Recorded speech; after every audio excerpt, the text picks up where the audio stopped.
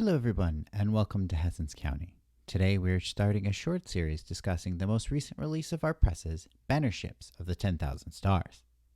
In this video, we will be outlining exactly what Banner Ships of the 10,000 Stars is, and why you might want to use this game at your table. In later videos, we will dive into the mechanics and how to set up a Banner Ships game. So what exactly is Banner Ships?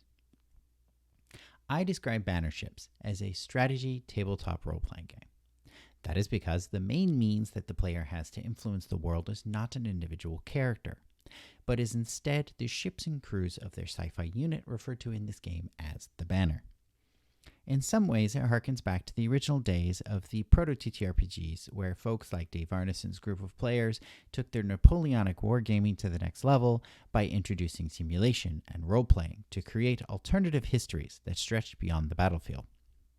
Some other TTRPGs have attempted to bridge this gap between tabletop role-playing and strategy from the RPG direction like Seeds of War or Lancer Battle Group, and modifications to Traveler, while some others try to reach the other way by adding RPG elements to established war games like Warhammer.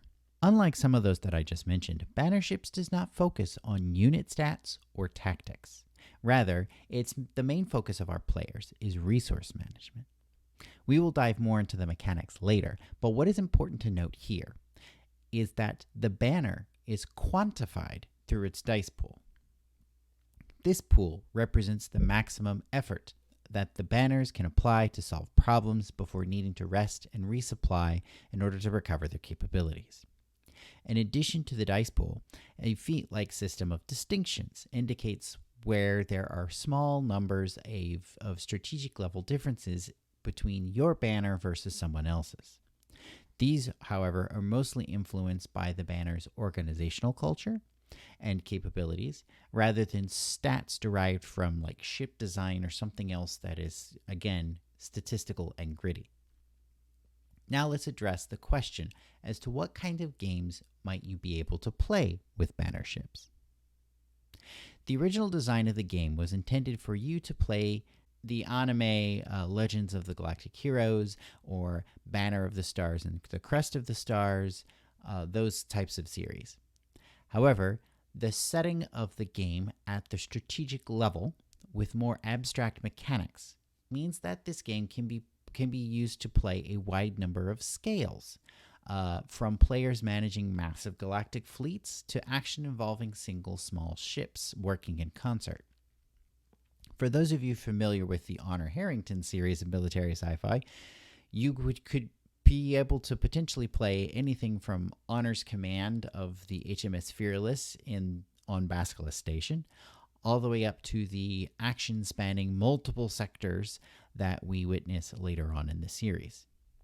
Likewise, the intention of focusing on general resources and capabilities rather than the weapons and star drives and tactics of other war games opens up the action in Banner Ships to go far beyond said war and combat.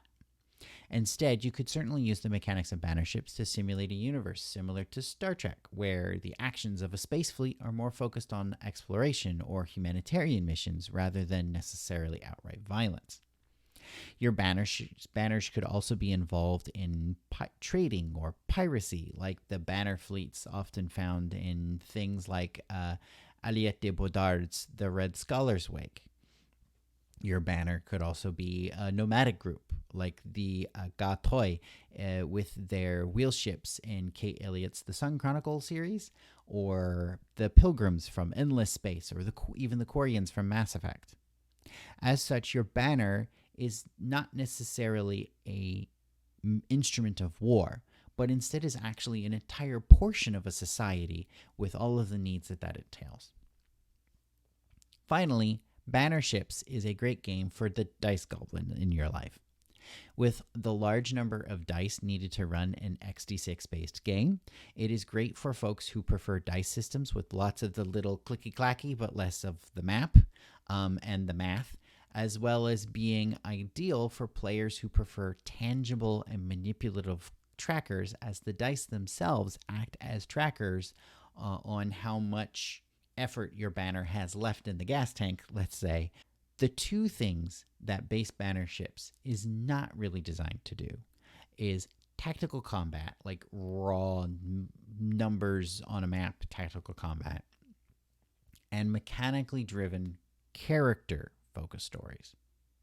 While banner ships does have characters, and they do play an important role through the role of officials in the game, they have less of an impact than many tactical focused TTRPGs like D&D or character focused games like Traveller. If you would like to potentially do, let's say, a tactical game, you might want to take a look at something like Hot Shots, which I will put a link to down below.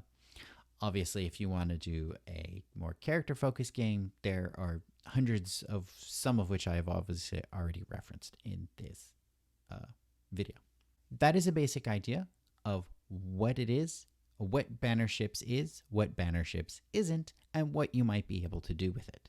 In the next video of this series, we will be taking a look at the basics of the dice system that comes from XD6, and also how that differs from the way that characters play, because the characters in this game utilize my own Blossom system, so a different set of dice. Keep an eye out for that video. Thank you all for joining us again here today, and don't forget to rate your itch purchases.